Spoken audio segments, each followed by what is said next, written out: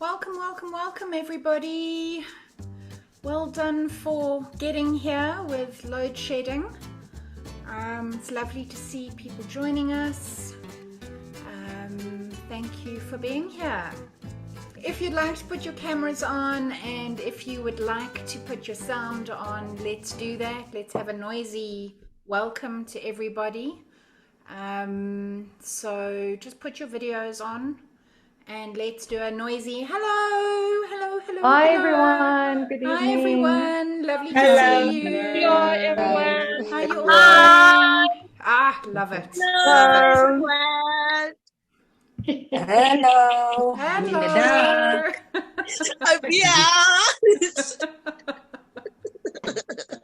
All right, ladies, how you all doing?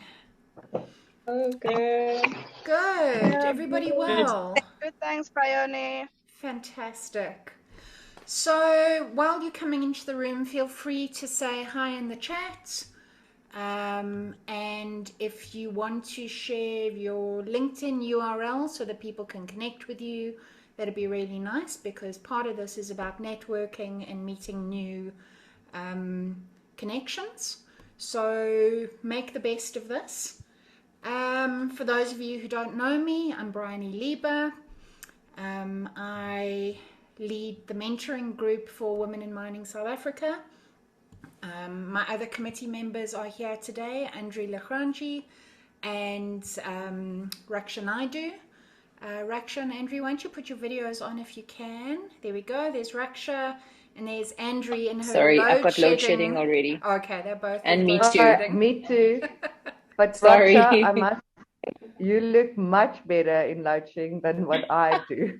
my husband set up a light nearby, so to try and help me. Okay. But lovely to wonderful. be here, ladies. Thank you. Yeah, very nice to be here tonight. Thank you. Thanks, Briony. Yeah, absolute pleasure. And then we've got our panel that includes Lauren Gamba, Mogaleadi, Seabela, and Avela. I think you've joined us as well. Okay, Avela is still joining us. Avela, Dr. Avela Majavu has joined us. She's also on our panel. Avela, I wonder if you can put your video on so that we can see you. And say hi if you can, just so that we can hear you. Still connecting to audio. Okay, good. So I see a few people are saying hi in the chat. Tobile, sorry to hear you're not feeling well. Listen, learn, and you don't have to participate at all. For everybody else, we're going to keep this conversational. We're going to keep it relaxed. Our panelists are really here to help us keep the conversation going and help us learn from each other. But what we want to encourage everybody to do is, if you've got questions, add them to the chat and we'll see if we can address them during the course of the session. And we would love to have your questions, because your questions always help us think. And your insights and observations would be great as well. So, tonight what we are doing is talking about how to manage your career like a business, and specifically talking about the concept of a career value chain. Why are we doing this? Because this is really the basis of the mentoring program that we run with Women in Mining South Africa.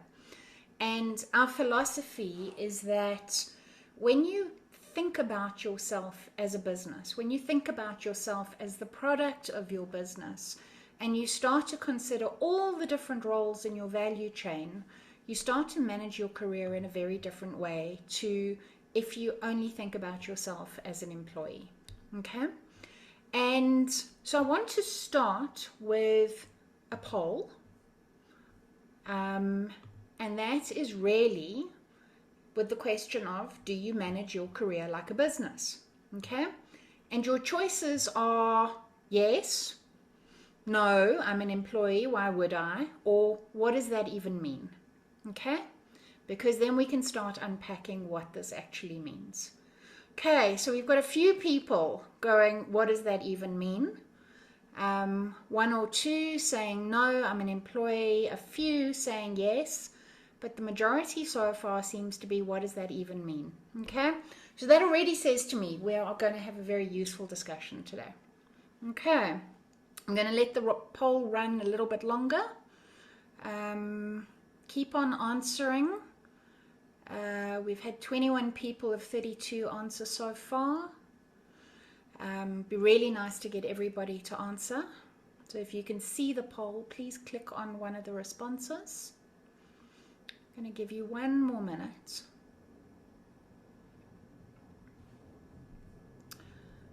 All right, and just to let everybody know, we're recording the session. So if you lose connection or you are struggling for any reason, don't worry. The session is being recorded and we will share it on a YouTube link in the next couple days. So if you drop off, don't stress about it. We will make sure that everybody gets to access the session when we're done. All right, so I'm ending the poll. And I am sharing the results. And we have an out-and-out winner, which is, what does that even mean? Okay, so this is quite an interesting outcome from my perspective, because what it says is a lot of our audience really don't have a sense of what it would mean to manage your business, manage your career as a business, to position yourself as the CEO of your career, to be intentional in how you run your career journey. Okay, and so I want to start this conversation recognizing that that's our starting point, and recognizing that that's absolutely fine. I remember back when I was an employee, I was a consultant, and in our company we talked a lot about being a business within a business, but I never fully appreciated what that meant until I actually started my own business. And this is a session that I truly wish I'd had access to 20 years ago, when everybody kept on saying, but you're a business within a business. And I didn't fully understand what that meant. So I want to start our discussion with an introduction to our panel. So I'm going to ask Lauren to say hi so that we can all see where you are. Hello, can you all see me and hear me? Yep, can see you and hear you. So Lauren is a geologist. She's a career coach.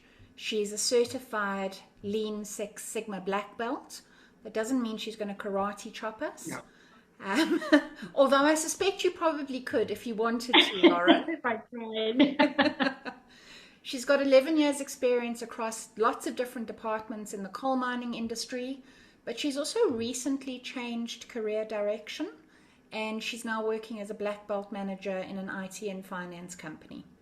So what I really appreciate about Lauren is her career has zigzagged in a number of different ways, and each of those zigzags has given her accumulated experience, broader insights into the business, and it's given her the opportunity to experience her career in a very different way to somebody who has stuck on the same path all the way through their career. She describes herself as having a very colorful career and a passion for helping others finding meaning in their own careers. So Lauren, let's start with you. What does it mean to you to manage your career like a business? Like you said, you don't fully appreciate what that means until you run your own business. So when I started my business, I realized that for me to get clients, I need to put myself out there and market my business so that it's a brand that people can identify with. Now, if I bring that back to myself, it's the same thing. Now, I struggled a lot in the beginning when I started my business with, you have to be visible on LinkedIn and you have to go to where your clients are and when I think about doing that as a person. Some of it I did unintentionally. And if I look back, I could have done better. But now that I have this business, I understand what it means to put yourself out there and for people to see, hey, but this person can actually add value. I will trust them. Great. So, what are yes. some of the roles that you play in your career that are different to just being an employee? If you think about different kind of positions in a business, what are the positions that you play in your career? So it's a one-man band, right? So if you think of in mining, you're everything. You're the logistics manager, you're the HR manager, you are procurement, you are the GM. Yeah. All of the strategic roles you are, but you're also operations. Yeah. So you do the strategy and then you execute, and then you have to pay yourself bonus as well now and again. So any person you can find that sits in mining, also you're a finance manager, you're that person. So you have to bring it back to, my daily life. You actually do all of these things already. You just don't know it. Yeah, absolutely. In your career, you are the product of your business. Yes. Okay, so you have to make sure that you are the most valuable product you can be. And Yes. you have to market yourself. So you are your own marketing manager. Yeah. And it's important to make yourself the best product that you can be, so that your client, whoever that may be, would want said product. Yeah, exactly. So I'm glad you That's the introduced the concept of a client, because when you are an employee, you think you don't have clients, but actually your clients are your bosses. They are your project managers. They are your line manager. They are your peers. It's anybody that you're trying to get to do something for you or with you. Yeah. Yeah, and it's important to make yourself a brand that somebody would want. So if I can make an example, are you a Coca-Cola, or are you a Pepsi, or are you a Kingsley, or are you a Jive? Take your pick. All of them have pros and cons in different places. So you have to make sure that you're the right one at the right time. Yeah, absolutely. So maybe on that point, we can ask people to comment in the chat box what they think their brand is. Okay, and I'm going to ask you, Lauren, I'm putting you on the spot here. If you used 2 or 3 words to describe your brand, what would those 2 or 3 words be? I think I would probably associate myself with something like a Suzuki, because Suzuki can make boats, but at the same time, they can organize you some musical instruments on the side. Oh, wow. or Volvo, we make cars, but at the same time, we've got machines at the mines doing the things. We've got trucks going. So a brand that can do many things at the same time and do it really well. I think that's great. So I'm hearing you say agile and diverse and can cross different industries based on where the need is. Yes, correct. Brilliant. And being able to identify said need. Yeah, fantastic. So anybody who wants to say in the chat what brand they would associate themselves with. So are you a Suzuki? Are you a Chappies? Are you a Omo? Are you Coca-Cola? And why? Okay, so I'd love to see lots of comments in the chat about that. All right, Mogaleadi, we are coming to you. So I'm putting Mogaleadi's introduction into the chat so that you can all see that. Mogaleadi, will you put your video on so that we can see you and just say hi? Hello. Yay, there you are. So Mogaleadi is a section manager at Anglo American Kumba Iron Ore. She has won many awards, not least of which the Standard Bank Women's Award last year. I hope you're going to tell us a little bit about that. I know your story of how you put yourself forward for that. And I think it's a really important part of you running your career as a business and advocating for yourself and positioning yourself. So maybe you can actually start by telling us a little bit about how you advocate for yourself as your own marketing manager. Thank you so much, Briony, and good evening, ladies. Thank you again for this invitation. It's always so humbling for me, to join these conversations and learn. So I'm very excited, and it was really nice listening to Lauren.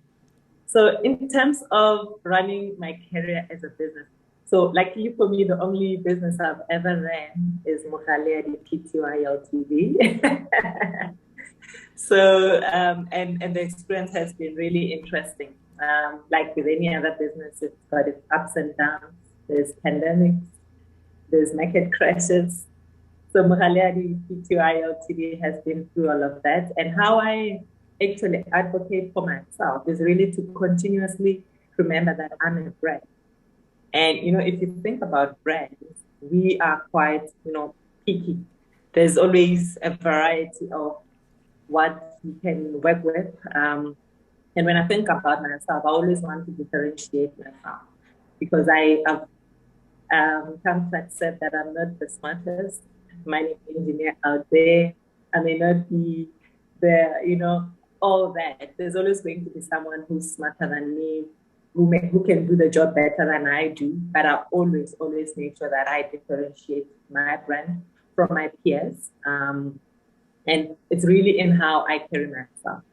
So it's listening to feedback as well. So the stuff people say about me, to me, the stuff people say about me in my absence is all feedback. And it's all meant to, build this brand that I am working on as myself.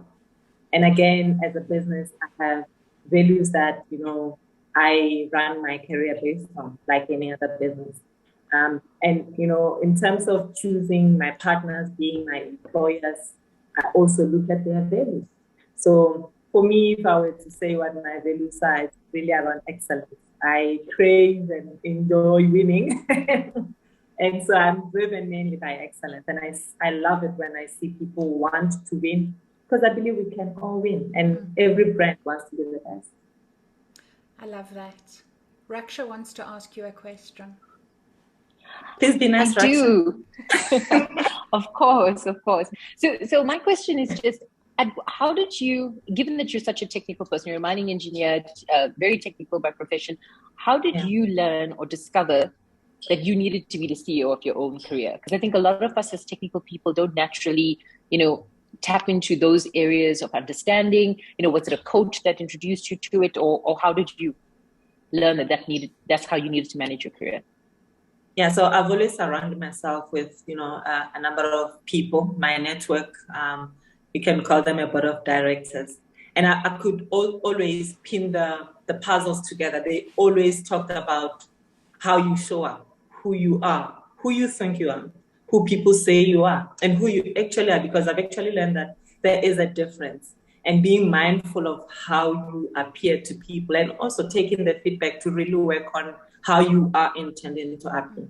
So when I decided to do this is when I actually decided to stay in operations because, as mining engineers and engineers in general, you can work literally anywhere in the banking industry and anywhere else. So when I decided to stay and I realized that working with people, you need to be mindful of the kind of person that you are. And I think that's when I became more conscious about myself, my values, and being more clearer and continue. I mean, I'm still a brand in under construction. So I continuously work on the things that I want to define me. I want to define my career, the legacy that I would like to leave one day in the industry.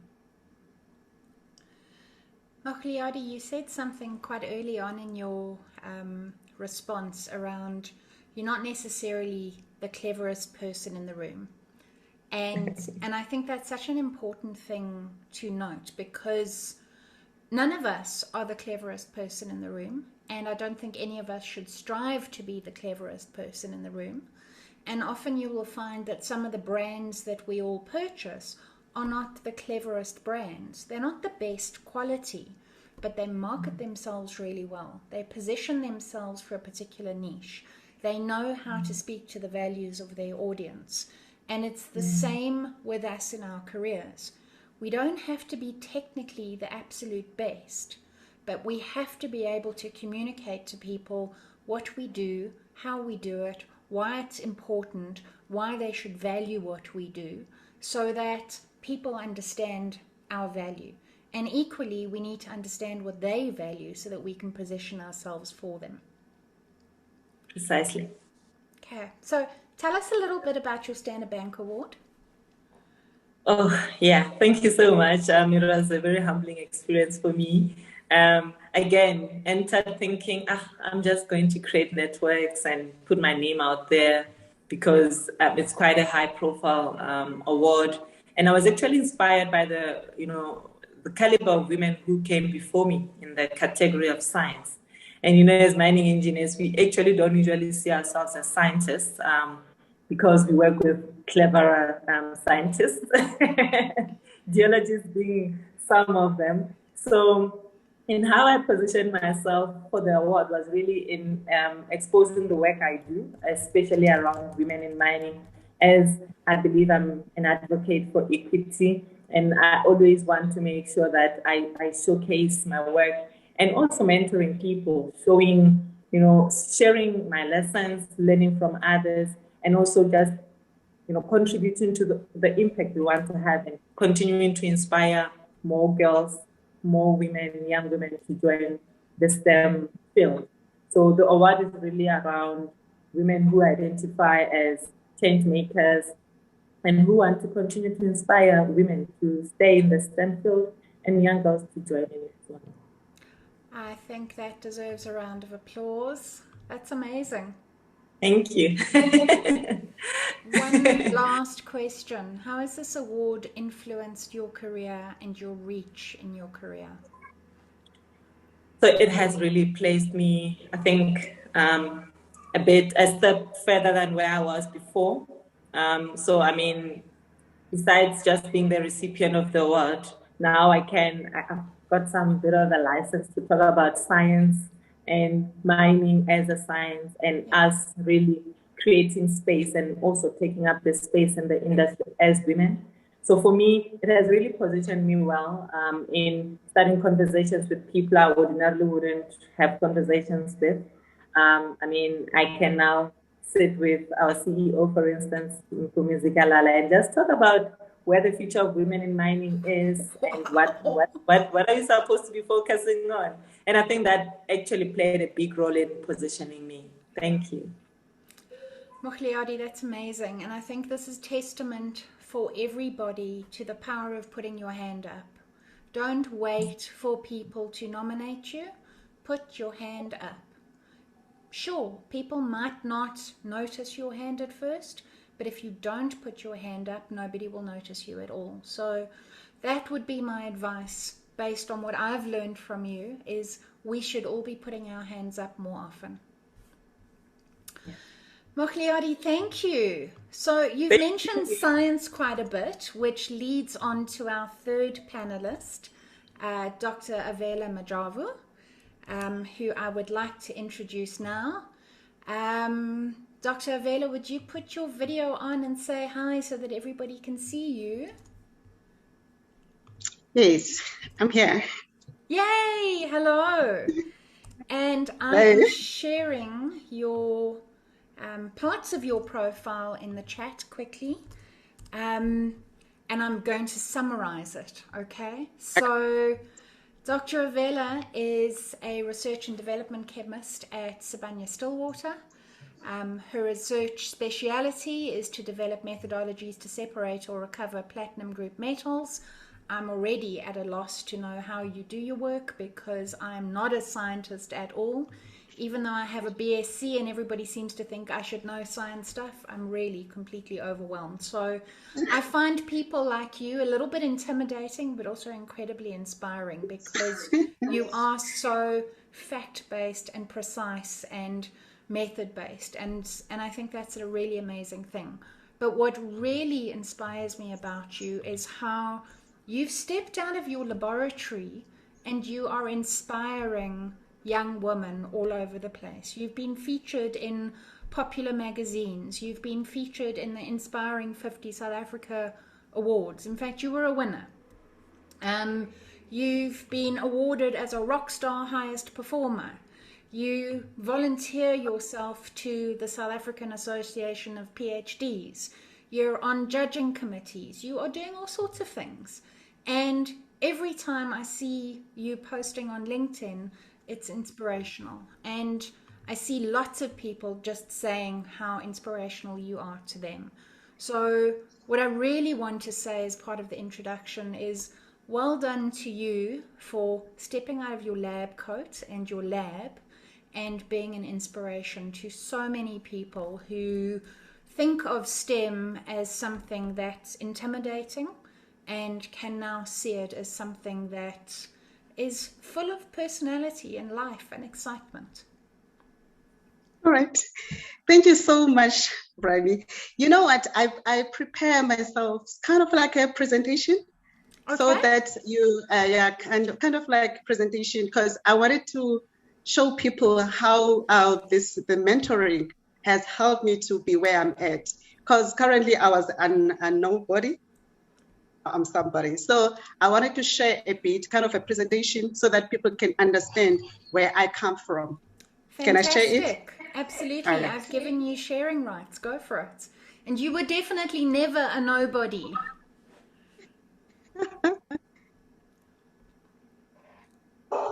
Can you see my slides? Says you're starting to share, so we'll be able to see it in a second. Okay, I'm not seeing your slides yet. Is anybody else seeing Avela's slides? Not yet. It's still showing starting to share screen. Okay. Because on my side, it's showing your screen is sharing. Not yet. It's still loading. Yeah, Still loading. Okay. Oh, no. Avela, I just want to say that I'm a chemist by profession, and I also am so excited by listening to you. Sure. Very awesome. Still not showing? No. So, Avela, what I want to suggest is let's talk us through what you want to talk us through, and then you can maybe send me the slides and I will share them with everybody okay. after the session. Just stop sharing. Let me just stop sharing because I'm stuck now. I'm stuck. There we go. There we go. Okay. Can you see something? No, but we want to see you. Oh, okay. Now I'm stuck. I don't know what to do. It's okay. Just speak. We'll listen to your voice. All right. I wanted for example, I wanted for you to understand where I come from in terms of saying that the background of me coming to being in the WIMSA. So at first I had to learn about myself, basically who am I as Avela. And then the mentorship helped me in terms of like understanding the thinking preferences of saying that who am I, and also understanding the people that when I'm building my career or I'm building my value chain, who are the people that can I talk to? So I found that.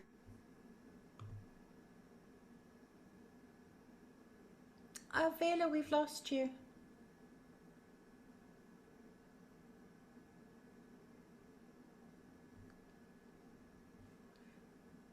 Can anybody hear Avela? No. No.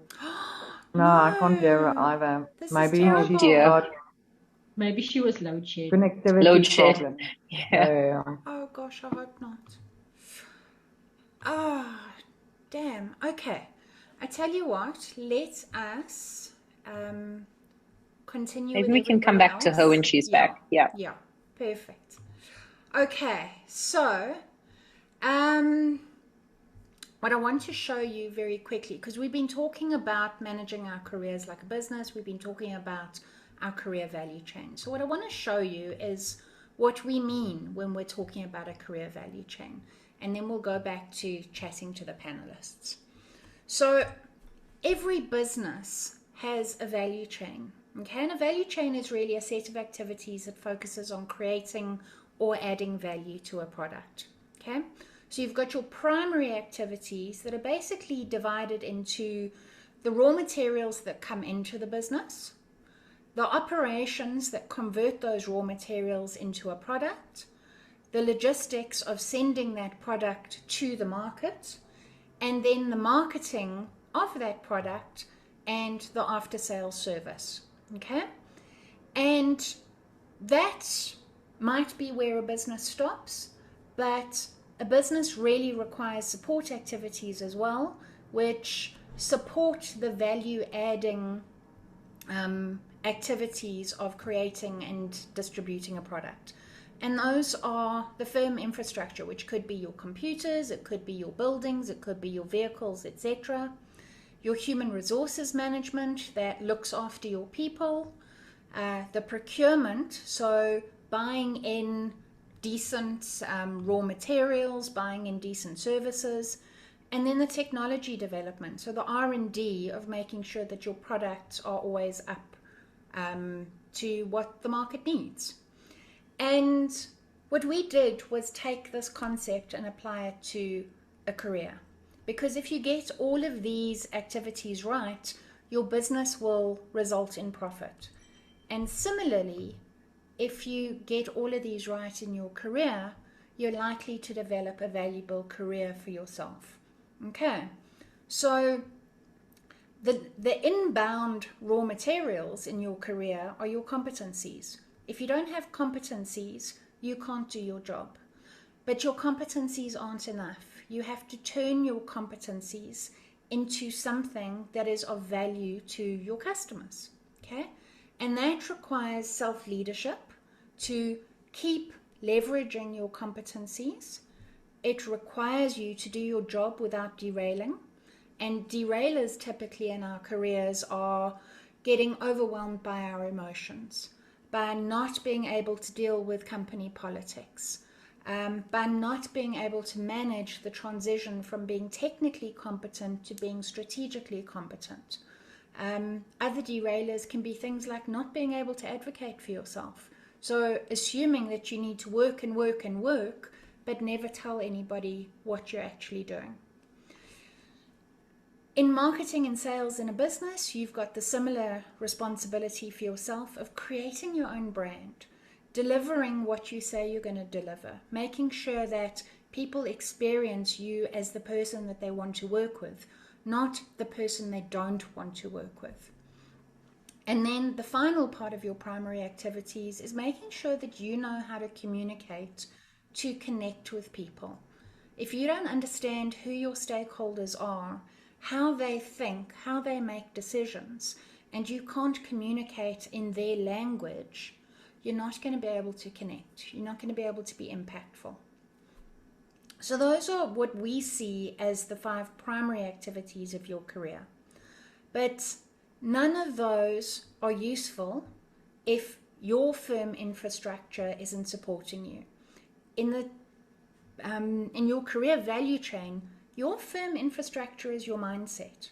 Positioning yourself as the CEO of your career, having a vision, being intentional, having a clear pathway forward, or at least having the resilience to go in different directions, but knowing where you want to go. Your human resources management in your career is your self-care, being able to look after yourself, being able to set boundaries so that you don't burn out, being able to take time out to think. Your procurement, I see as being your personal board of directors. This is where you buy your support from.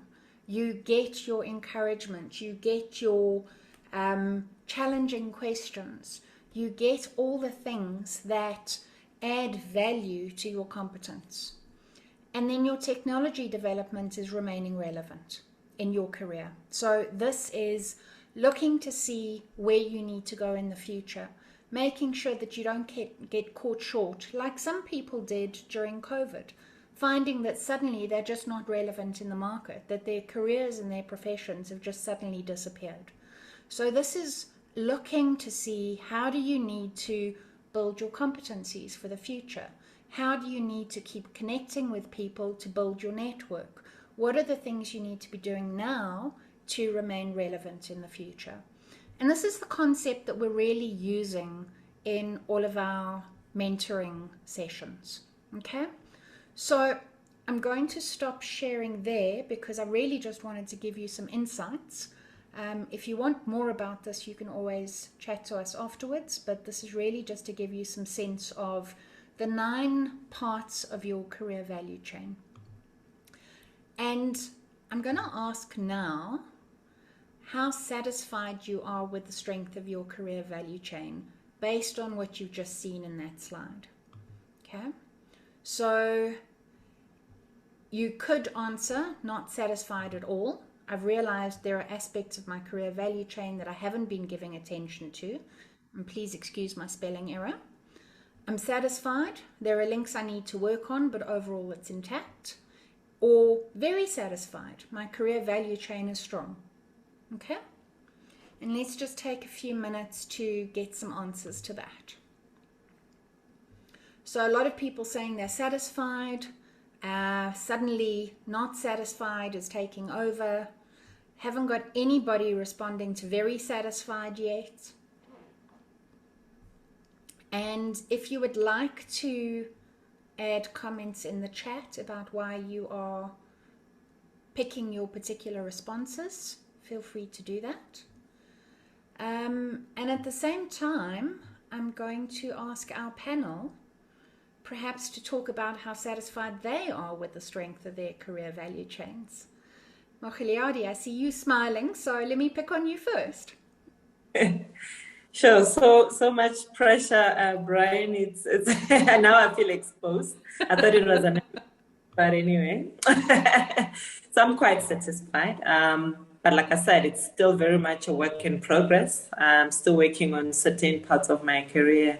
I think one that is still needing or with a lot of opportunity would be in the board of directors. So I do have a couple of people I can always call up and, chat about whether it's professional, personal. But I know that, with every level of my career, every level of, or anything new happening in my life, I usually feed on people who've been there, who know what they, how to navigate around. So it's just one area of my life that kind of keeps changing depending on my needs at the time. So it's one place that I feel, it's not stagnant, it's not taxed, but I always know if I struggle with something, I always think about who do I call. So it's an area of my life that keeps me wondering and looking around as to who my next connection is going to be and how do I also benefit and also contribute to their journey as well. I love that. Yeah, it's reciprocal, isn't it? Of course, all the time. Good. Andrea has her hand up, so I'm going to ask her to ask her question. No, thank you, Briony. I was just thinking, I was reflecting on obviously all the discussions that happened now before you posed this question, or before the poll, and so that's actually a question to the panel. I'm thinking, is that not, so for instance, if I have been an employee in an organization, since inception of the studies, started working and not being on the other side, where I had to play all these other roles, being my own marketing manager, my own financial manager, where your role in terms of your own career was very much fluid and not, having a specific job description. That's not sort of influence that your mind, if we think about systems thinking and thinking about systems thinking 1 or 1 and 2, where you become much more intentional, does that not have an influence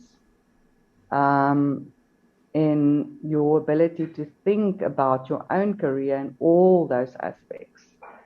You know, in terms of marketing myself, and all the other things, building, you know, relationships on executive level, board level, because I don't have that confidence. I never, you know, in my role in an organization, and we know that it's very hierarchical, don't have the opportunity to connect with levels, you know, 3, 4, 5 above where I am. So that's just my question for the panel. Do you want to answer that, Mogaleadi? I would like to, I don't want to claim answering it, but I'd like to just make a comment, and thank you for sharing so openly. And I think as you are speaking, what keeps coming to my mind is rebranding. I mean, growing up, there's been brands that have changed colors, brands, everything, but it remains the same. And some keep, you know, they add a few things here and there, but they don't change what they are delivering. So I don't think you should be putting yourself under pressure to be a particular brand or keep changing. So if you feel your current brand may not be appealing to a certain clientele, maybe it's time to rebrand. Maybe it's time to start having the conversations that are uncomfortable. And if you look at self-care, it's quite broad. Also being kind to yourself with where you think you are. If you think you don't have confidence, you are confident to speak to a group of over 30 people online. That takes a lot of bravery. So you need to start challenging the beliefs you have about yourself, because unfortunately, that is the brand you are selling currently, and it may not be appealing to the people you want to appeal to. So, you know, there's ways around still showing up to the audience that you are intending to show up to, even when you are not feeling confident. But it's around really showing up. Don't ever put yourself back and think that one is too high profile for me. I always take a chance. So when I hear that express coming over, I always try and find something I can do around the time they will be around. You might never know who will, you know, want to ask where the ladies are, and you can accompany them and introduce yourself. And so it starts. All I'm trying to say is, don't be the first person to not buy into your brand. Put yourself out there, and you'll be surprised. I've been pleasantly surprised most of the time. Thank you. Yeah, what you're talking about is CEO mindset, and really reflecting on what you believe to be true and focusing on what you want to act on and make true for yourself. If you don't believe you are worthy of speaking to people several levels up than you, you're never going to speak to those people. If you put yourself in the position of being the CEO of your career, part of that mindset is, I have value, and my first principle is, if I don't ask, the answer will always be no. If I do ask, there's a possibility that it'll be yes. There's also a possibility that it'll be no, but I won't be any further back than where I am right now. Okay. Anybody else from the audience want to ask some questions at this point, or make any comments? Margaret made a comment on the chat that she's a bit all over the place with her. I seem to be all over the show. Many ideas just need structure. So I think maybe that's something we can get, maybe Lauren to comment on first, because Lauren's obviously, transitioned to various different sectors and industries. And I don't know, maybe that could help Margaret a little bit, perhaps. Yeah. Lauren, you up for that? Yeah. It comes down to, I think, a large part of goal setting.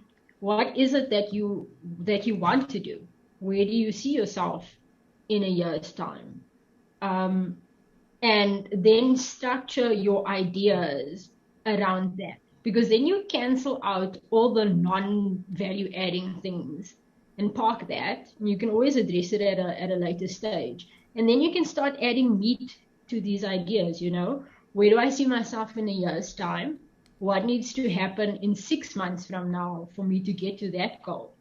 And then you create some structure to that, and you'll feel better on a daily basis because you'll have purpose. You'll know what do I need to do today to get to my ultimate goal.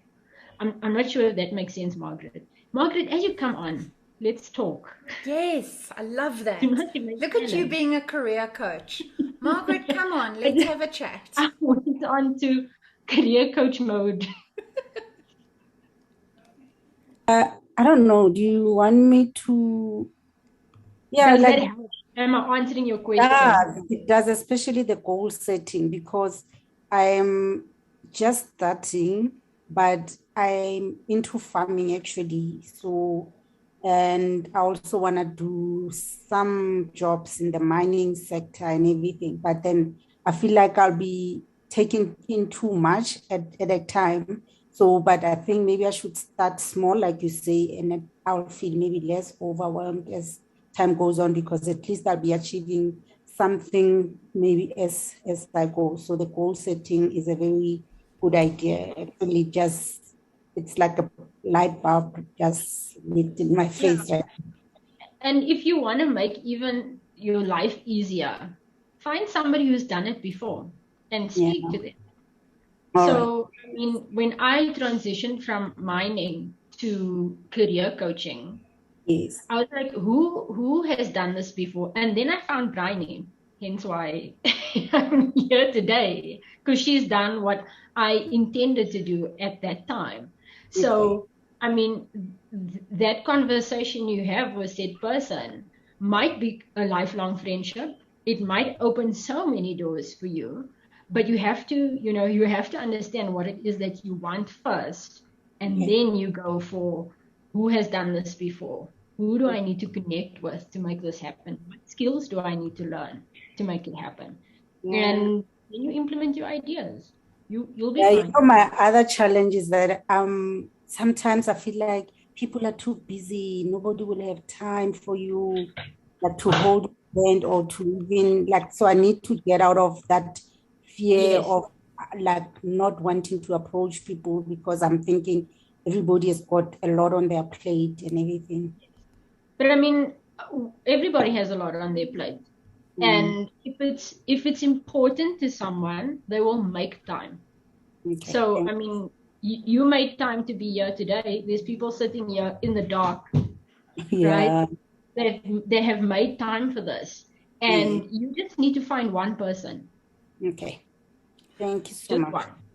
And if you don't ask, the answer will always be no.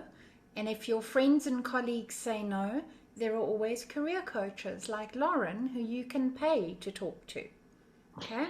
She's a fabulous coach. She asks all the right questions. She will push all your buttons, and she'll hold you accountable. Thank you so much. Thanks. Fantastic. Unity, you had your hand up and I very rudely put your hand down. So would you like to come on screen and ask what you had to ask? Okay, thank you, Briony, and good evening, everyone. So I want to ask, based on the point of communicating the language of my stakeholders and also on personal board of directors. So myself, I found that in communicating the language of my stakeholders, I mostly get the vision of where we are going as an organization from my senior supervisors, which I do not get it on my immediate supervisors. But then again, I want to know that how do I approach my senior supervisors without the fear that my immediate supervisors will think that I'm not trusting their support, or I'm not trusting the knowledge I'm getting on their level? That is a question that I want to ask either Avela or Lauren or Mogaleadi to answer. I think all of you have probably dealt with that sort of issue at some point in the mining industry. So how do you approach your next above rather than your direct supervisor to get information or to have a conversation without making your immediate supervisor feel like you're circumventing them? No, I think that's a great question. And how I deal with it, or how I dealt with it, is firstly identifying where I am, where my immediate supervisor is, and where I'd actually like to get to. Because you shouldn't be limiting yourself to your immediate exposure. And it happens, even outside the workspace in terms of the hierarchy of supervision or whatever the case is, where you really feel you need to outgrow certain spaces. Do not limit yourself just to fit in, because it is, the popular thing to do, or it's the most comfortable thing to do. When you feel you are, your conversation is above the level of your supervisor, that's what you actually need to be doing. You need to be talking to the next level so that you really can stretch yourself beyond this limit, because you've already passed that limit. And as long as it's not really, going against protocol or anything like that, if it's not going to change your supervisor's job or your job immediately, then you are not doing anything wrong. And you don't need to even apologize for it, because you need to accept that you do want to go beyond where your immediate supervisor is. And the moment you accept that, then you start stretching yourself out of that space. But limiting yourself just to keep your immediate supervisor comfortable and yourself comfortable, then there won't be much growth happening there.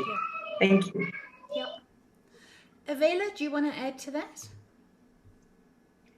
Yes, because I once have that experience as well, of which I was reporting to my supervisor, but my mentor was the boss of the refinery.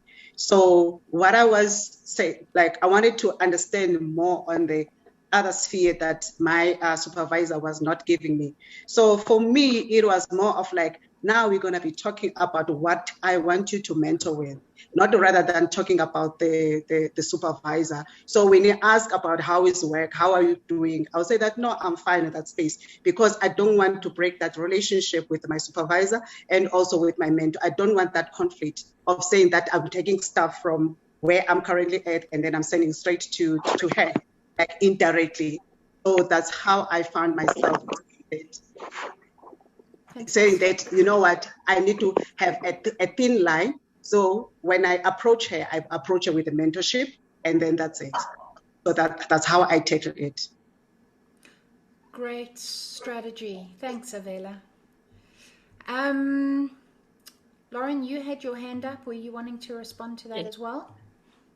Yeah, I always, when people have issues like this, I think it's normal to not want that friction with your direct supervisor.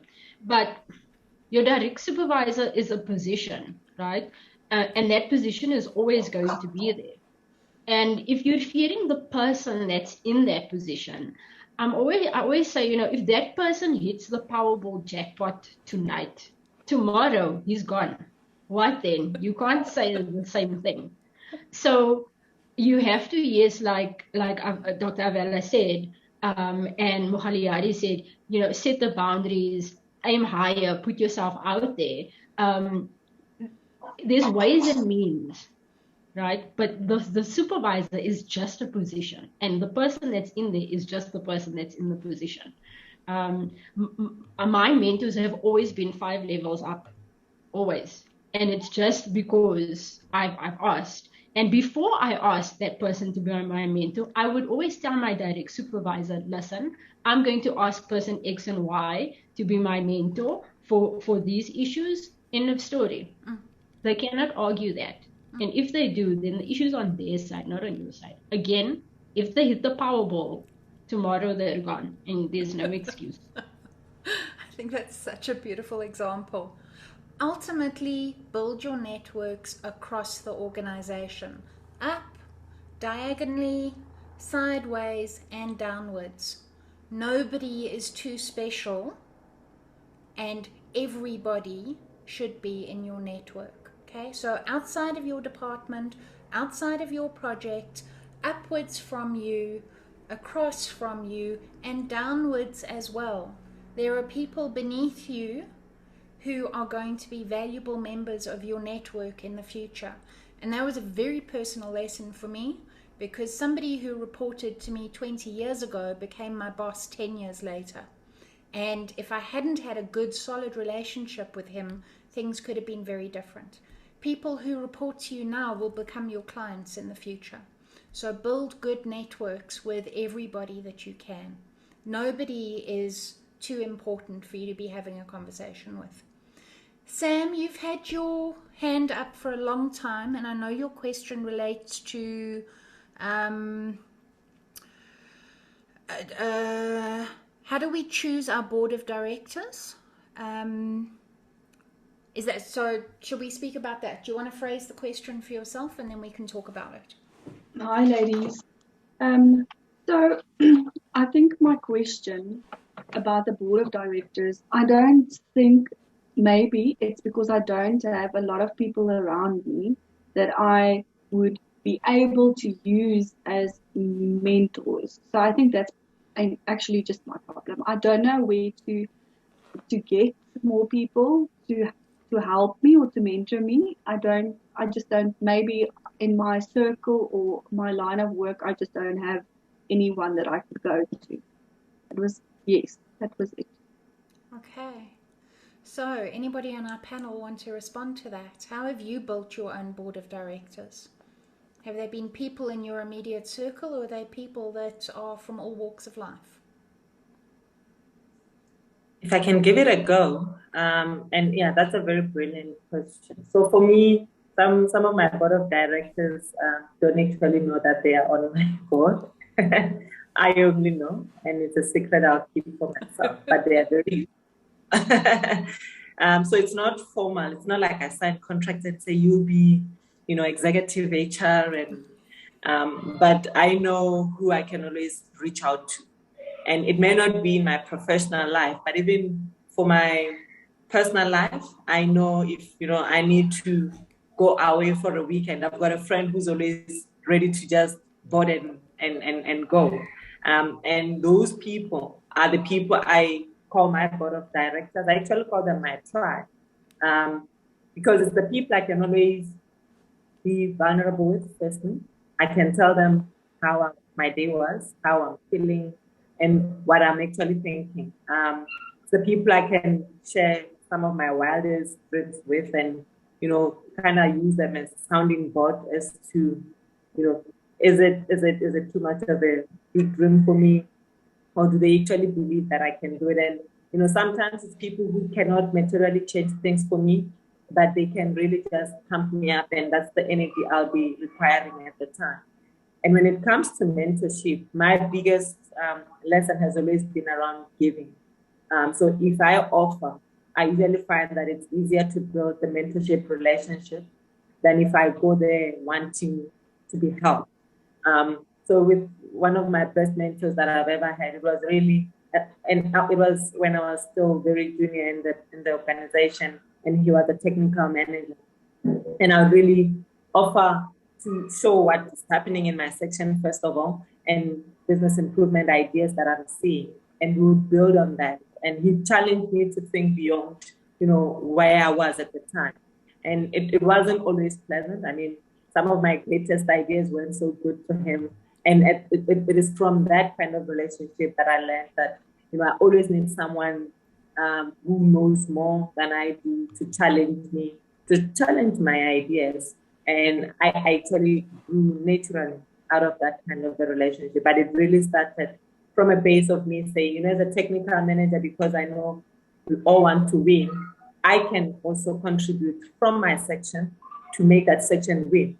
And if every minor, at the time I was a minor, would do that, I'm sure the technical manager would really spend an hour of their day listening to where the section is and where the opportunities for improvement are. And I've seen it work across all the other relationships I've built where, it starts with a very senior person. And it's really around my value proposition to say, I think from with what I know and where I'm sitting. This information may be useful to you, or this piece of work may be useful to your work. And from that, usually the mentoring relationship naturally grows. And I think that's where some of these board of directors may not be aware that they are actually helping me grow with the ideas they are giving me. I mean, if for instance, I were to use my chairpersonship in Women in Mining at Session as an example, it sparked so much interest with very senior people, because it was really around us challenging ourselves to do what we can do within our control, and then raising our hand to say, you know what, we would like to get further, but we need support on this, having done something, not just always asking. Thank you, Briony. And Mogaleadi, you are a director on a number of people's boards, and you don't know it either. Avela, Lauren, do you want to add anything to this? Yes. Your board of directors doesn't have to be in your immediate circle, right? You have to expose yourself to other people. So it's a give and take situation. You can't sit in one place and expect to see someone that you would want on your board of directors. You're gonna have to put yourself out there somehow. And I mean, which you've done because you're here tonight. And when you see someone, reach out. It's literally as easy as sending a connection request on LinkedIn and saying, hello, I saw you speak at whatever, or you asked a question at whichever conference. I found it really interesting. Boom, they don't know it, but they're on your board. So it's not formal. It doesn't have to be more than just what it is. Don't overthink it. And I think we might be getting in our own way and not putting ourselves out there. Don't overthink it. It can become a natural process. You see someone doing something cool or something that you want to do one day, reach out to them. Yeah. That's it. Thank you, Lauren. Avela, anything else to add? Yes, I agree with the ladies that you don't have to have a formal one. For example, I do have a lot of board of boards. Then in terms of saying that if I reach out to someone in LinkedIn and then I maybe saw the advert or something that he has done, then I send a LinkedIn as a request, and then I'll appreciate, I'll say that I'm inspired by you, and then can I be in your circle? So from there, then now I'll pick up like few things, say that, okay, can we talk about this if I want to be mentored, or I want to be, like, for example, I use Dr. Patient Mbofu, says that unleash the superpower within me. So I was like following her all the way up until we linked, and now we're having our mentorship, of which it started by just saying, just liking the status, and then just like connecting with her. So it's really sometimes really overwhelming because you don't know who to reach out, but at the same time they do agree, and you're like surprised. Even tomorrow we are having our third session for mentorship.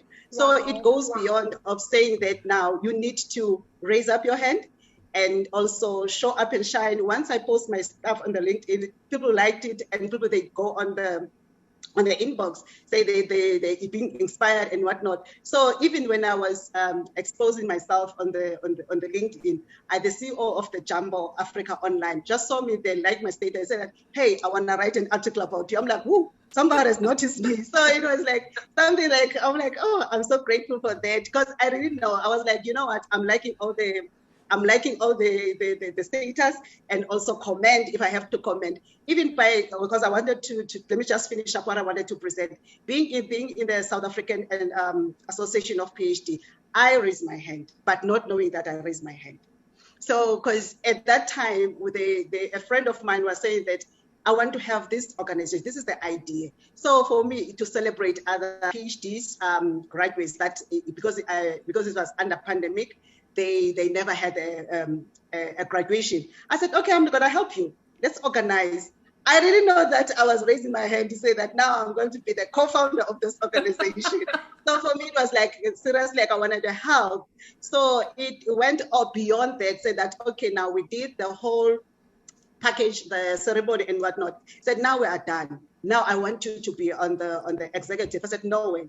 I never even lead a fly. So how do I lead people like professors, the doctors, and DVC? So I cannot do it. I said, yes, you are the exact person that I want, because I know that I'm talkative, and then at least I want someone who's going to correct me, or someone who's analytical, someone who's going to observe. I'm like, I don't even qualify to yes, you are qualifying on that.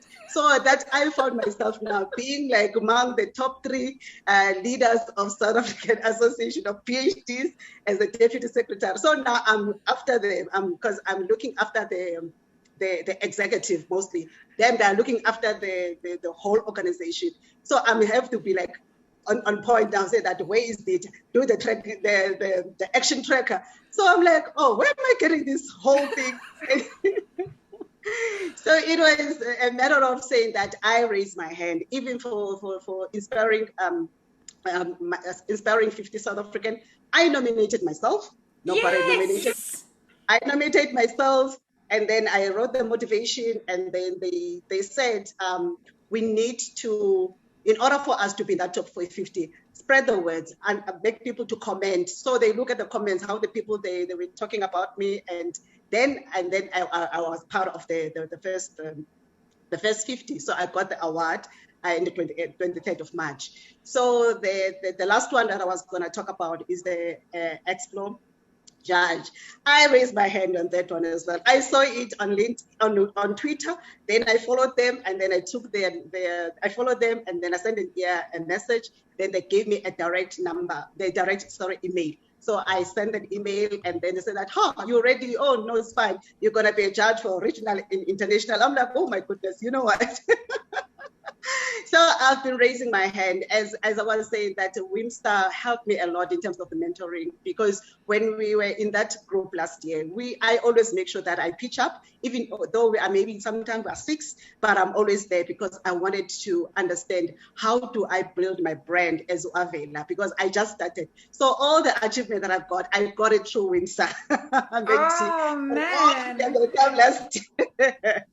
So I am so grateful. I'm really, really grateful. That's what I was going to say, that I'm really grateful to be the part and parcel and be among the 42 that way last year. So yeah, thank you so Avela, much. we are so grateful for how you are taking this and running with it and just paying it forward. Well done to you. You are super inspirational. Thank you.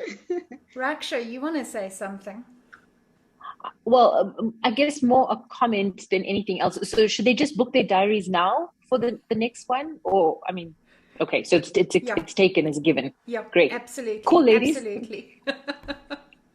So just to wrap up this discussion around the board of directors, we're going to have a specific session on it later in the year, but your board of directors can be as formal or informal as you want. And ideally, you want to think about having people who you surround yourself with that are going to ask you really tough questions, okay? That are going to cheer you on when you need a cheerleader, that are going to encourage you when you need encouragement, that are going to have fun with you when you've been working too hard and you just need a little bit of playtime, that are going to help you think through something. Okay, so be there to brainstorm with you. And you also need kind of mentors, you need sponsors, you need people who are going to coach you. So not necessarily tell you how to do something, but ask you questions that help you think through things. And the last person you need on your board of directors, who you never want to know that they're on your board of directors, is your anti-mentor. And that is the person that you observe doing things that you never, ever, ever want to do because you've now seen what it looks like in somebody else doing those things. Okay? And all of these people can, other than the anti-mentor, you can approach and say, I like what you're doing and I want you as part of my tribe. How can I serve you so that you can be part of my tribe? Or they can be people that you watch and take inspiration from. It's whatever you want. But what I really want to say here is you've all got access to LinkedIn. You've all got access to the WIMSA network. And LinkedIn is the equivalent of an online conference. So start there. If you live in a remote area and you don't have a lot of people around you, get yourself onto LinkedIn and start being as active there as you possibly can. People who say things that inspire you, let them know that they've inspired you and build the connection, just like Avela has. She didn't know Patience in Porfu a little while ago, and now she's having her third mentoring session with this absolute phenomenal woman who's at the top of her game and most of us can't get access to, mostly because most of us have never tried.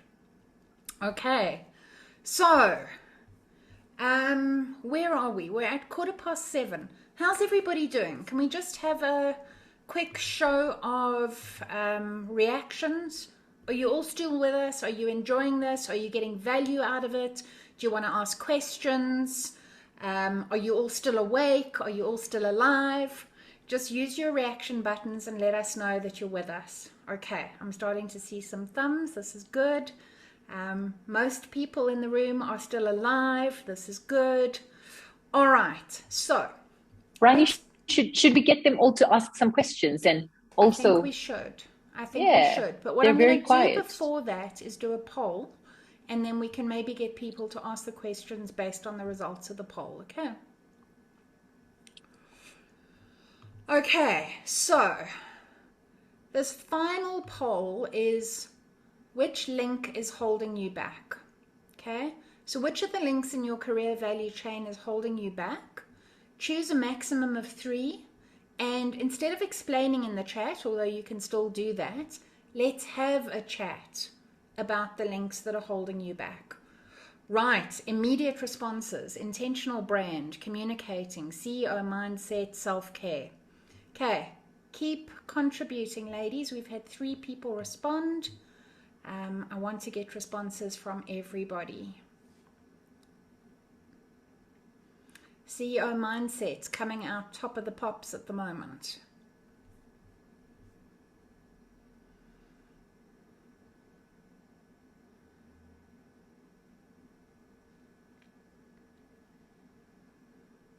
Okay, we've had 18 people respond, 20. Starting to get some nice responses here.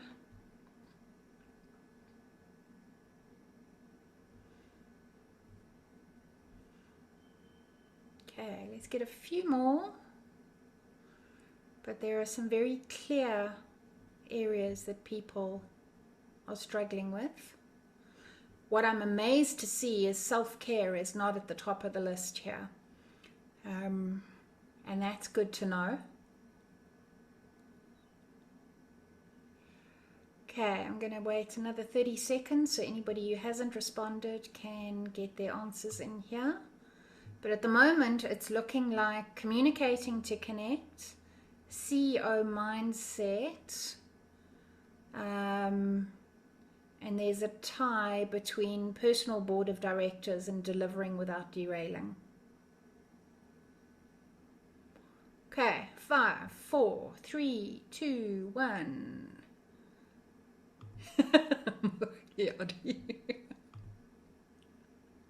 Okay, so you should be able to see the results now.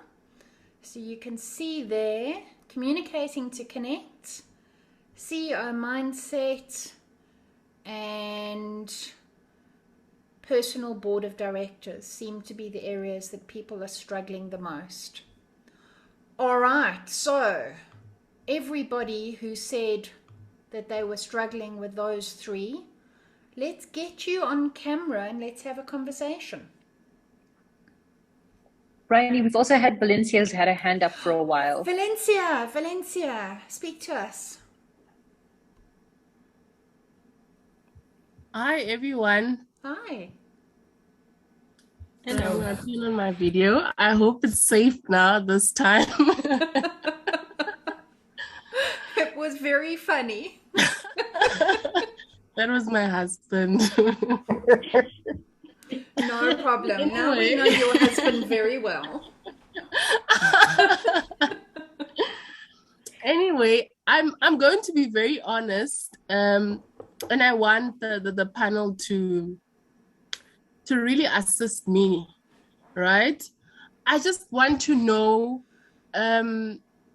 what do you say to someone that says, you know what, I'm doing well in my career, And I know that I have to grow.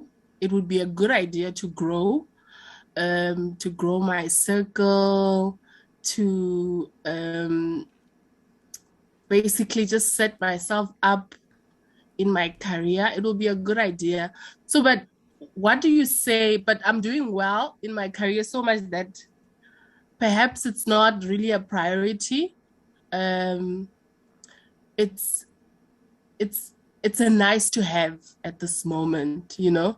So I just want to know, what do you say to someone like that?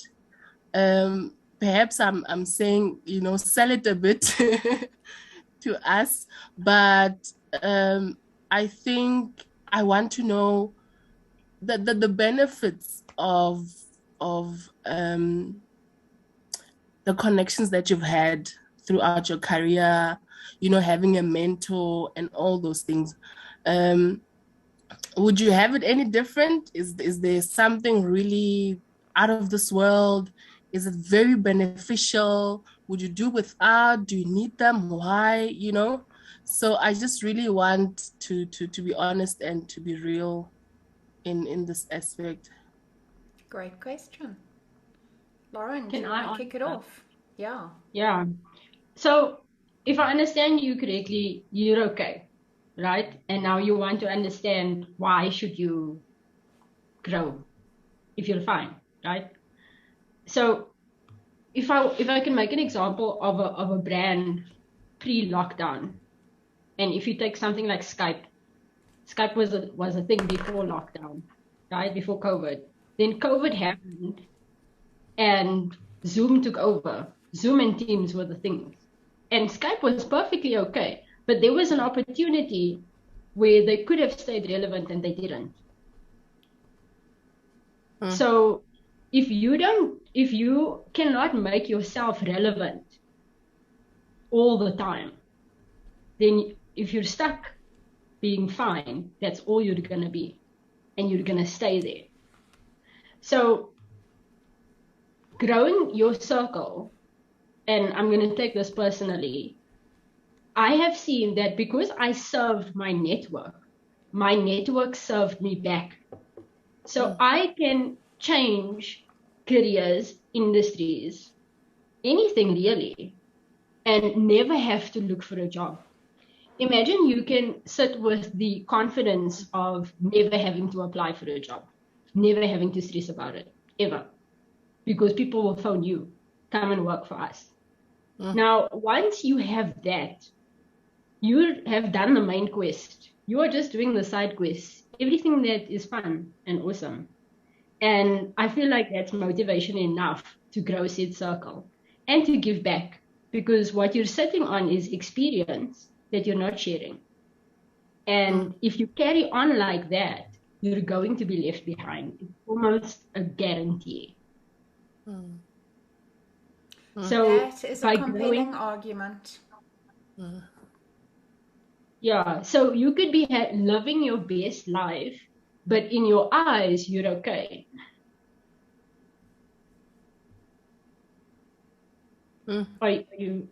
Are you okay now? Yeah. No, you really bring it into perspective, Lauren. Yeah.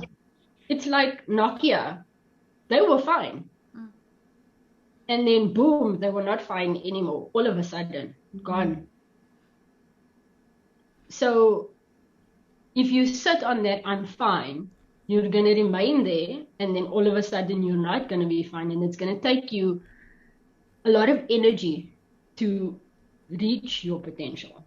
Whereas you can use this to your advantage now and build those circles. Yeah, what I want to add to that is build your network before you need your network. When I left my job 6 years ago because of burnout, I thought I had a good network. I thought I was fine. And then I started my own business, and I realized very, very quickly that actually the network that I had was not as good as I thought it was. That I couldn't call on people who I thought I could call on. and I've had to do a hell of a lot of work over the last 6 years to build a network, which I have served very generously, and that serves me back very generously. But the biggest lesson that I've learned from all of this is I assumed I had a network and that I would be able to land on my feet without any problems. And that was a massive misassumption on my part. And if I could have done anything differently, I would have spent a few years building a much stronger network, both in and outside of the mining industry and in and outside of my own profession, so that when I changed careers and when I needed people, I had strong relationships. So definitely want to support what Lauren is saying. Build your network before you need it and serve it generously. I would like to add, Brian, if it's okay. Yeah. So, as you were saying what you said to us, Valencia, I was actually getting, chills on my back to say, I wonder if anyone, ever gets there. The self-actualization part of the hierarchy of needs. And I thought of the ikigai. So if you think your profession is where you want it to be, maybe it's time to start giving back. Or maybe start to do things that you've always wanted to do. It may not have been in your professional field, but it's really around your purpose to say, this is what I stand for.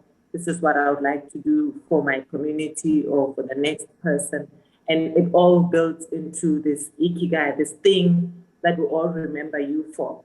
So until you don't have to introduce yourself, as they say, then it means you still have some work to do in other spheres of your life. Because, we're not all here to build careers and retire, but we also need to continue, being energized, feeling inspired to continue to do more, whether at work or in your community, in your circle, being on other people's board of directors, and just keeping yourself really enjoying your life as you want it to be. Thank you. Fantastic. Thanks, Mogaleadi. Valencia, can we move on from that? I see hands up from Sam and Trish. Sam, do you want to ask your question or make your comment? Yes, please. Question for Lauren, please. Lauren, you said that it's totally off topic. You said that you try to stay relevant. Do you have an example, an easy example that you can give to us of something you do that keeps you relevant?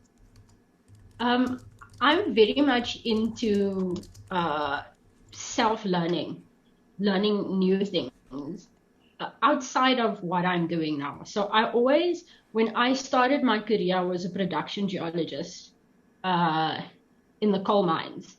And 5 years in, I decided to do my black belt, which is a business improvement qualification.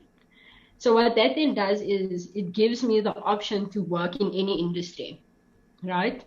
And I went back into production with that, was able to resign, start a coaching business, did the coaching thing, and then was offered a job in IT and business improvement and finance.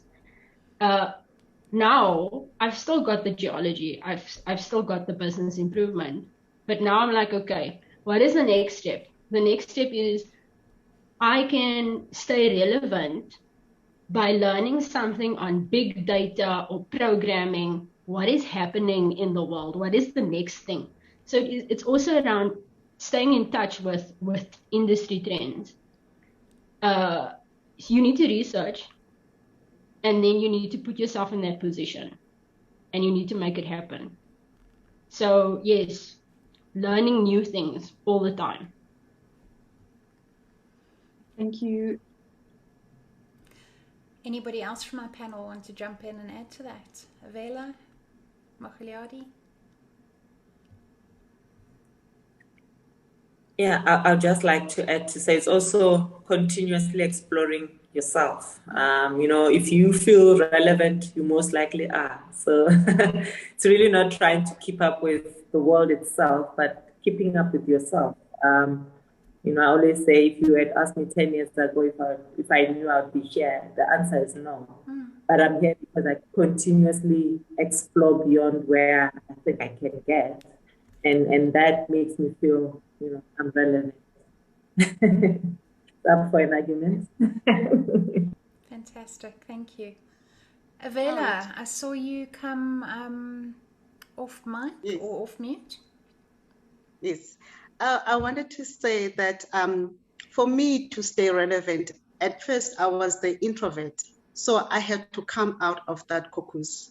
So I used to have that feeling that, what are people going to say about me? Am I good enough? Am I being relevant?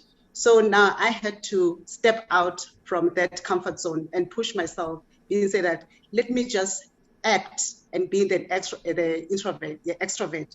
So how I managed to do it, it was based on the COVID. So when we were in the COVID, I said that, okay, I think that it's my time to shine. It's my time because these people now are coming to our territory, which is, as the introvert, we like to be like indoors and do things in house. So now they are coming to our territory. Let's show them that we can be an extrovert in our territory. So for me, I use that, the COVID, as they say, that it boosts me a lot, because I did never expect myself to be where I'm at currently, if it was not because of COVID. Yes, I know COVID, it was sad to have COVID, but on the other side, I had some positivity of saying that, how do I get off this comfort zone? So it felt that I need to push myself. So when those extroverts, they were coming, so it was easy for me to engage and then say that. And then I found myself now being then another extrovert, the official I created along the way.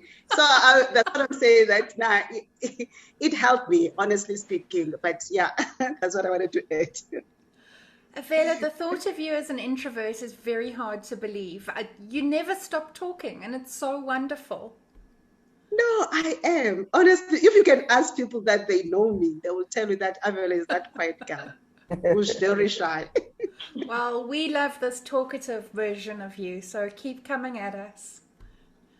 Trish, you've had your hand up for a while.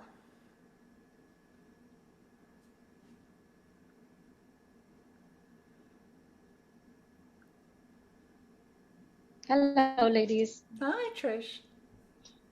Can you hear me? Yes, we can. Yes.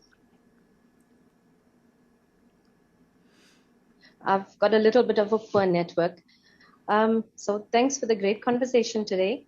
And I just want to ask Briony, when you say building up a network, what okay, I know that it has to be on social platforms and that sort of thing, but how often do you talk to people or get onto these social networks?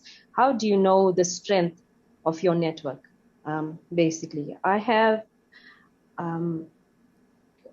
I've been struggling from a little girl. I've done speech and drama and everything that you can possibly think of.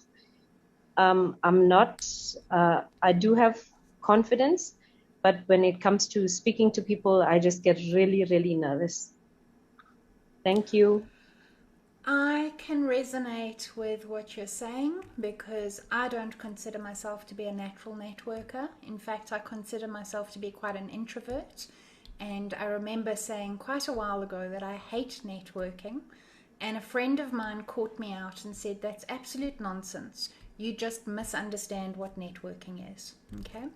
I think a lot of us have this view that networking is the equivalent to being a second-hand car salesman, and that you walk around handing out business cards and closing deals and kind of signing off contracts there and then. And if we think about networking like that, we're getting it wrong. Okay? So for me, networking is about building relationships. And it's about not just being strategic in building relationships, although I think that's very important, but it's also, for me, my version that makes me comfortable is about serving my network. So I tend not to look for anything from my network. I just aim to serve. Okay? What comes back from my network is a bonus for me. but in serving, in volunteering, in sharing content, in doing initiatives like this, in being on webinars, I've built such a beautiful network of people across industries, across countries, across cultures that I know is a really strong network. Where I'm really bad is actually asking my network for anything, okay? And it's a conversation that Raksha and I have started having over the last little while, is actually leveraging your network, actually putting out there what you need so that your network can help you in the same way that you help. But what I want to start with is a suggestion that you do a little bit of a stakeholder analysis for yourself. So really map out, who are the people in your network? What are the types of groupings of people? Are they all exactly the same people like you, same industry, same area, same background, or do you have lots of diversity in your network? And then start thinking about, where do you want to be building up your network, and how comfortable do you feel being able to make an ask of people in your network? Because before you can make an ask, you need to be able to make an offer, as far as I'm concerned. And there will be different versions of this for various different people. But for me, I always like to know that I've added value before I've asked for anything. And one of the sessions that we're going to have is specifically around networking. And we're going to talk a lot about doing a stakeholder analysis and really mapping out where the gaps are in your network and where you need to put a lot more intentional action. It doesn't all have to be on social media. And I'm going to ask Raksha actually to jump in here, because she told me yesterday that she's having kind of conversations and meetups with people who have inspired her and who have made contact with her. And I'm just wondering, Raksha, if you would be willing to talk about that, because I think there's so much power in the connections that you're building by not leaving it as something on social media. Yeah, sure. And it's literally just that. It's conversations. So I think I've had a couple of people who've reached out to me on LinkedIn and connected with me, and then we sort of start basic sort of chatting, getting, like, this is who I am, et cetera, and then instead of just continuing it as a long run process, like, we've made intentional attempts to actually sit down and have a face-to-face conversation, whether it's a cup of coffee or it's a breakfast or whatever it is. And it's just basically getting to know the other person. There's no agenda. There's no expectations from anything. It's about building the relationship, forming the relationship, and then things will naturally grow and gravitate from there. I think with some people, you automatically form a connection and then it's easy. But with some people, you might need a couple conversations, and then sometimes it works and sometimes it doesn't. And that's also fine, because you've got to almost, shop around a little bit as well to find what works for you, because sometimes we can be completely misaligned, and then there's no point in creating a false relationship as well. So, I would just say, put yourself out there. And I know it's hard and I know it's very intimidating, but don't make it a forced exercise on LinkedIn or on whichever social media platform. If it's within your vicinity and it's easy enough for you to meet somebody, and if they're prepared to meet you, just go have a cup of tea, have a chat. And it could be 10 minutes, it could be an hour. And next thing you realize, you've been talking and talking and talking, and it's as if you're talking to an old friend, right? But it's all about forming the relationship, because every single one of these things are based on relationships. So yeah, that's what I've been doing. Yeah, and to add to that, Trish, you have been networking. I mean, the first time that you contacted me about the mentoring program, that was you starting to network. You sent me an email and said, I want to be part of this. And I immediately filed your name in my head and looked for your application. And then I think we spoke on the phone, and that kind of added another little kind of level to the relationship. And now I look for you on all of our sessions. So that to me is networking. It's just starting with hi, this is who I am, this is what I'm looking for, and going from there. And it's, to me, it doesn't have to be a big thing at all. It doesn't have to be scary at all. It can be as much as, I saw you're doing this, I'm really interested in that. Could I drop you a message about it, have a phone call, whatever? What's the easiest way for you to engage with me on that? Okay. Thank you, Can I add something else as well? It's a The little only bit other of a thing, process, but yeah, I'll get there. you will. If the one other thing I can add is, sometimes it becomes so intimidating because we don't know anything about people except for like Dr. Avela, who's winning all these awards and she's so famous and she's so it becomes difficult to approach somebody, right? What I've done with a couple of the people I've connected with personally is I try and find stuff that maybe we have in common, and like, or certain interests that I've seen from stuff that they posted or about where they studied or where they're from or whatever. And you kind of form a, sort of like a baseline connection that you can possibly relate to and then build on it from there as well. Because sometimes it just makes it a little bit easier, I think. But also I want to reiterate to everybody on this group, guys, that we're in this group and we're in this network already. And you've got to use it. You have to utilize it. We're on LinkedIn together. We're on a WhatsApp group together. Connect with all of us. Reach out to all of us, and use us. That's why we're here. Use us. Yeah. And I mean, if talk to each other as well. So you're in a network already. You just don't realize you're there. It's about what you're doing with the next steps, I think. Yeah.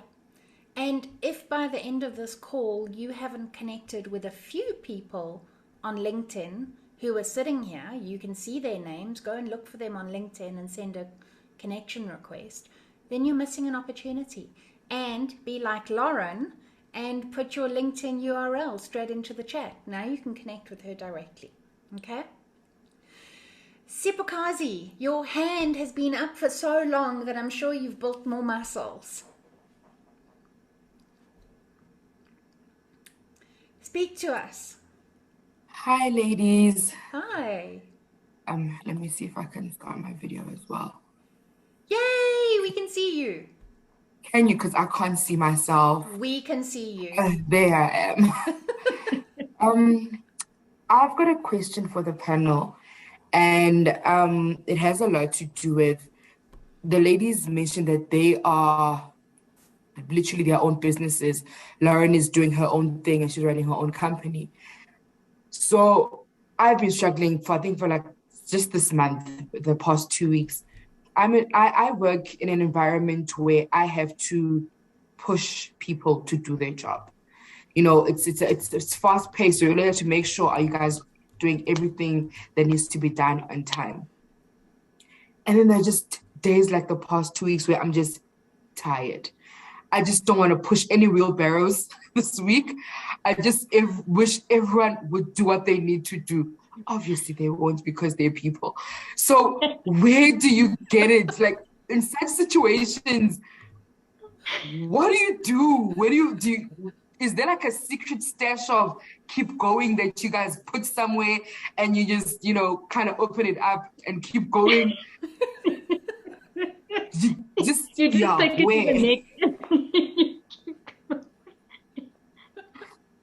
Lauren, don't you have a kind of a sack of keep it going juice? Yes. I keep it on like my belt, and then I just hit myself with keep it going. It's okay. It's okay to be tired. You're a human being. You're not going to be energized all the time. And people are people. They are also tired, and sometimes I just want to sit. So I'm not going to do what it is that you want me to do. So it's okay, first of all, to feel like you are feeling. For me, what I do is I have some quiet time to myself at night. And then I manifest it, like I visualize what I want to happen at work. And slowly but surely it does happen, right? So that's the one tool that I use, and it hasn't failed me. The other thing, with getting people to do what you need them to do is you can either threaten them, which is a very short-term solution. It doesn't really work because you might get what you need now, but then it's like, it's this woman again. She's asking things. I'm not going to do it. Or you can find out what motivates them and use that. So if you must bring them a small chocolate, bring a small chocolate. if you must bring them a Red Bull, bring a Red Bull. You would be surprised the impact that snacks make on a team or free stuff. It works every time. So that's my 2 cents that I'm going to throw in there. But find out what motivates them. It can only be one of a few things, and use that. And sometimes you also just need to find who the influencer in your team is, where you don't even have to motivate the whole team. You just need to motivate one of them. And that person will do the work for you. Then you work smart, not hard. Yeah. You know, intrinsically, people want to be seen, they want to be heard, and they want to feel validated. The snacks show people that they're seen, okay? That's really what they're doing. If you can figure out how to let people know that you see them, that you hear them, and that they are valid members of your team, that immediately helps people feel like it's worth contributing. And that requires having conversations. It definitely is not about whipping people. It's about getting to know people. And anybody who's leading a team needs to know their team. They need to know who they are, what they're about, what they value, what they're worried about, what's going on in their lives, why they're so tired. And all of us get tired, all of us get disappointed, all of us feel disconnected from our work from time to time. It's okay. The moment we start treating each other as machines and we lose the human element, we've lost the game. Avela, Mogaleadi's young daughter, would you like to join us? Hello. Yes. Yeah, so my input into that is really around, yes, motivating your teams. But one thing I've also had to learn for myself is to, drop the whole perfectionism and me being, if I'm not there, they won't do it. And it's actually, I think there's a concept called codependence, where we actually, I think, overestimate our worth in people's lives, thinking if I don't do it for them, they won't do it for themselves and all of that. And we think we can think for them and get them to do what they don't want to do and all of that. So it's really firstly understanding what is it about you that makes them do it at the end of the day? Because at the end of the day, they get it done. But what is it about you that gets them to do that? And if you really are truthful to yourself and say, if I don't do it, how else do I get them to just do it themselves? Because they get paid to do it firstly, and getting them to understand that, having the conversation, to understand that they are there to deliver a service, and why is it important for them to do that? And I'm in mining, so most of the time, I love the value chain. A lot of people don't have a good appreciation of the whole value chain. So a truck operator would be thinking they must just get the truck running the whole day, whether it's full or not, it doesn't really matter. And the geologist will be fighting with us on the quality of the ore and all of that. And it's when you get the truck operator or the shovel operator to understand that there has to be some level of quality in the work they do. There's a geologist who's concerned about the quality of the ore. And then they find meaning in their work. And then they start understanding, okay, it's not just about throwing the dirt in the truck. It's really making sure you don't contaminate the ore and all of that. So it's really around understanding in your space, what is it that people understand their role to be, and how can you make it, firstly look important, that if they don't do it, the business is not gonna run. And secondly, they need to, in their own personal spaces, be able to do it themselves. And, I was actually going through the chat and I see that most of us are also struggling with, I think, fear of rejection and this anxiety of not always getting what we want. And I think the moment you get to terms with that you are not always going to get it, it's not always what Mogaleadi wants, what Mogaleadi gets. And it's easier then to start going after things that you want, because you win some, you lose some. So you need to start accepting that. I've got days where I go for the no's. I challenge myself to get at least 5 no's on things that are difficult to ask. And if I'm going for the no's, I know if I get a yes, it's a celebration. And there are days where I'm very conserving of my energy, trying to only do what I know, I'll get right, so that I keep my energy levels in check. But those days where I know it's going to be a tough day, you try different things, the whole look good, feel good thing. You really try things to keep your energy in check when your situation may be a bit challenging for you. So in terms of leading teams, remember, you cannot always be there. Your role as a leader is to get your job done without you being there. And that's what you need to work on. Lovely. Lauren, did you want to add to that?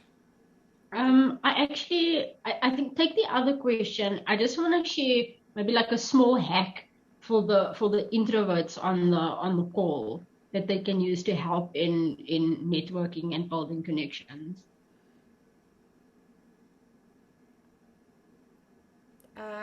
You've gone on to mute. I'm not sure if you're wanting to share it now. No, I'm saying you can take the other question and then okay. I'll share. Okay, perfect. All right. Zanelli and then Unity. Okay, good evening, everybody. Hi. Oh, there I am. Yay! So, mine is a very quick one. It's more of a networking issue that I have that I really need to deal with. I'm usually the type of person who's not a conversation starter. So I would usually, when an opportunity presents itself to network, I would sit in the background or find a target that will keep me going for the rest of the event, Even raising my hands for this, my heart started beating because now I must talk to this group of people.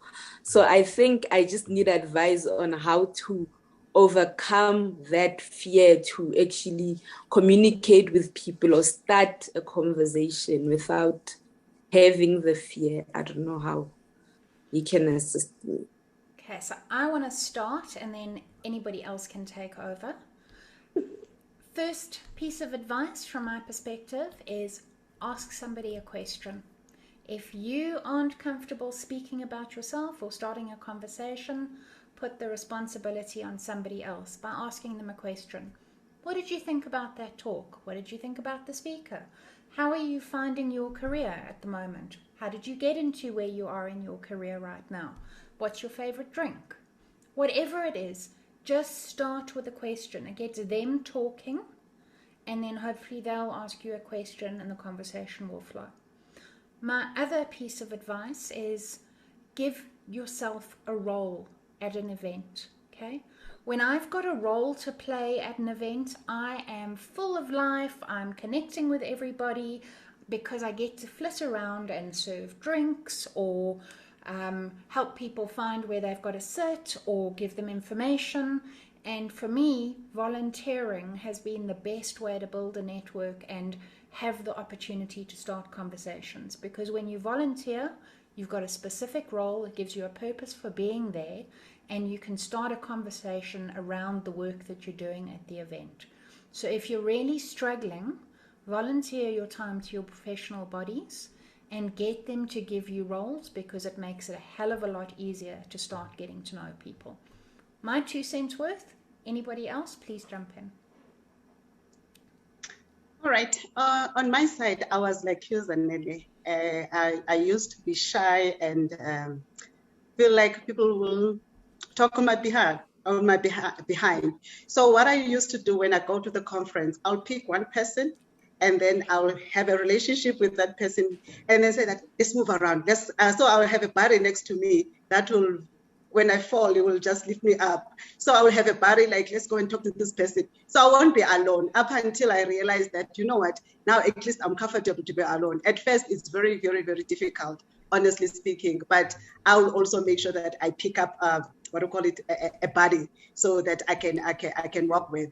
So, but in terms of the network, the LinkedIn, you just send a message like to an inbox, like as someone that you are inspired about the work, how he or she managed to get to that position, and you just talk about what you just praise him. I always feel like let me just praise the person before, because I'm trying to crack. And then up until I say that, okay, the conversation is going, this one is stopping, and then I'll let it go if it's stopping. So I wanted to go back to Spokazi when he was saying that how she can push people, or he was like being leading people all the time. You know what? Sometimes that thing is frustrating. For example, for me, if you do that to me, I got frustrated, and because I feel like you are micromanaging me. So now I'm gonna lay back, because I'll know that as soon as you come, I'm gonna do the work. Once you're not there, I'm gonna lay back, because for me, I get frustrated when you start micromanaging me. I get like, you know what? I'm gonna show her. She's gonna be the one who's gonna be doing the job. So stop. Like, I feel like that if you kind of like micromanaging people, they will give you that kind of attitude. You're gonna get exhausted. You'll be frustrated, because I'll be looking at you, said, lead me. You said you're a leader, lead me. Or you say you're a boss, lead me. Then if ever now you are allowing me to be in my own space and also try stuff, and you allow me say that, okay, let me just give Avela a benefit of a doubt that she's gonna do this. And then I can show you frames that I can do it. But if you are like showing me every day, and then it means I'm gonna feel like you are micromanaging me, then I'll just give you that attitude. So you need to as well check yourself how you do things. Yeah. Thank you. Thanks, Avela. Okay, we have been talking for close to 2 hours. I cannot believe it, and I think we could probably talk for another 2 hours. I know Unity has had her hand up, so Unity, I want to give you the opportunity to ask your question or make your comment, and then I think we need to wrap this up and get on with whatever else we're doing this evening. So Unity, if you want to ask your question, your time is now. There you are. Okay, thank you, Briony. It's not actually a question, it's a comment on how to get the people to do their job, because I'm a chief boss myself. So I believe that as a leader, my job is to sell the vision of the organization to the people. If people have the same vision that I have, then I won't have to be pushing them to do the job. People, if they are knowledgeable on why they must do things, they do them effectively. They become self-leaders in what they're doing, because they're doing it with understanding. So my advice is that keep people updated. Let them know how the market is doing, how the platinum market is doing. Get them to understand the business they're in. That is not just about coming to the mine. We are in business, we have a profit to make. Sell the vision to the people. It's your job as a leader. Then the people, they will become leaders themselves, because they have the vision, they understand where they're going. Thank you. Unity, I would come and work for you any day. Ladies, I think we need to give our panelists a massive round of applause. They have been amazing. They have shared so much wisdom with us, and I'm pretty sure that we will be asking all of them to come back to future sessions. Mogaleadi, Avela, Lauren, thank you so much for your 2 hours. And for all the prep that you've done for this, and for sharing all your wisdom. You have been phenomenal. And I just want to ask everybody to turn their mics on so that we can give you a very noisy round of applause. Yay! Well done, ladies. Thank you. Thank you so much. And of course, we always have to end with our obligatory social media photo. So will you please all put your videos on, and let's get a nice photo of everybody. What are we going to do, Raksha? How are we going to pose this?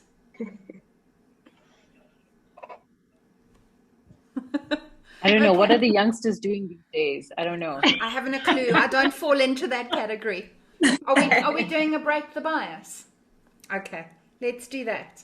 All right, we want everybody's videos on. Bailey, Sarah, Salamina, Nambuso. Come on. Everybody, videos. You've got to see your beautiful faces. All right, I am going to do a screen grab now. So you've got 5 seconds to get your videos on. And I've only got one hand available, so I will half break the bias. Right, I'm doing my first one. Are you ready? And I'm going to do a second one just to make sure that I got everybody. Oh, we're doing that.